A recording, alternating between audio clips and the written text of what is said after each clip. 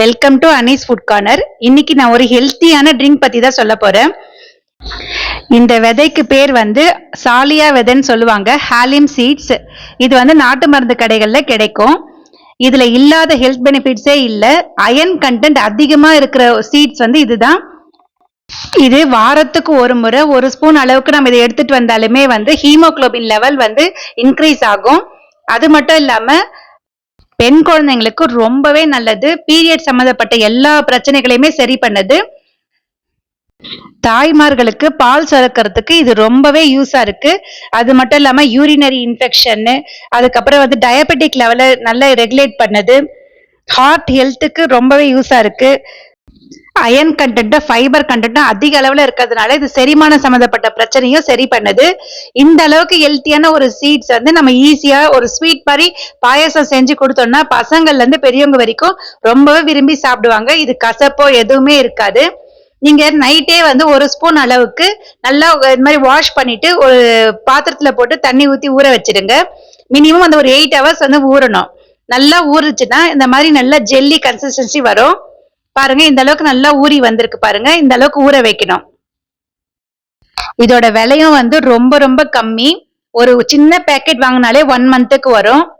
இது வந்து நாட்டு மருந்து கடைகள்ல கிடைக்குது. அப்படி நீங்க இருக்க ஏரியால கிடைக்கலன்னா எனக்கு சீட்ஸ்ன்னு சொல்லிட்டு கமெண்ட் பண்ணுங்க.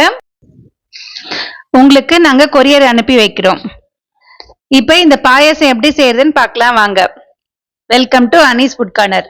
நான் வந்து பாயசம் செய்யறதுக்கு ஒரு 1/2 லிட்டர் அளவுக்கு பால் எடுத்திருக்கிறேன். இந்த பால் வந்து நல்லா காய வச்சிடுங்க.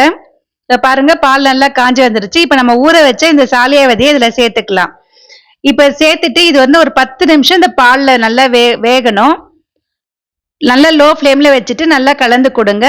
இது வந்து ஒரு 10 நிமிஷத்துக்கு பால்ல வேகணும். இப்ப ஒரு மிக்ஸி ஜார் எடுத்துக்கோங்க. நான் ஸ்வீட்டுக்கு வந்து கற்கண்டு தான் சேர்க்கிறேன். உங்ககிட்ட நாட்டு சக்கரை இருந்தாலும் சேர்த்துக்கோங்க, இல்ல ஒயிட் சுகர் இருந்தாலும் சேர்த்துக்கோங்க, அது உங்க விருப்பம். இப்ப இந்த கற்கண்டு சேர்த்தாச்சு. இது கூடவே கொஞ்சமா முந்திரி சேர்த்துக்கோங்க, பாதாம் சேர்த்துக்கோங்க, ஒரு 2 ஏலக்காய் சேர்த்துருங்க. சேர்த்துட்டு இது எல்லாத்தையும் மிக்சியில நல்லா பவுடர் பண்ணி நைஸா அரைச்சி எடுத்துட்டு வந்துருங்க.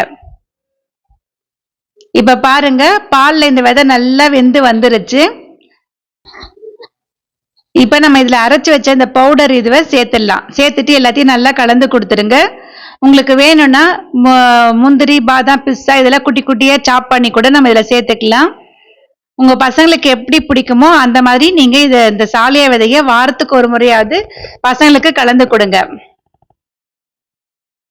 பால் பிடிக்காதவங்க ஹாட் வாட்டர்ல இந்த விதையை போட்டு கொஞ்சம் நல்லா கொதிக்கட்டும்னு சொல்லிட்டு உங்களுக்கு பிடிச்ச மாதிரி தேனோ இல்லை நாட்டு சர்க்கரையோ ஏதாவது ஒன்று சேர்த்துட்டு குடிக்கலாம். இது எந்த அளவுக்கு வந்து உடம்புக்கு நல்லதுன்னு சொல்லிட்டு நீங்களே கூகுள்ல சர்ச் பண்ணி பாருங்க. இதுல அந்த அளவுக்கு ஹெல்த் பெனிஃபிட்ஸ் இருக்கு. அதனால கண்டிப்பா உங்க குழந்தைங்களுக்கு வாரத்துக்கு ஒரு முறையாவது இதை செஞ்சு கொடுங்க. இந்த ஹெல்த்தியான பாயசத்தை சாப்பிட்டுட்டு அப்படியே மறக்காம நம்ம சேனலை சப்ஸ்கிரைப் பண்ணிக்கோங்க. நன்றி, வணக்கம்.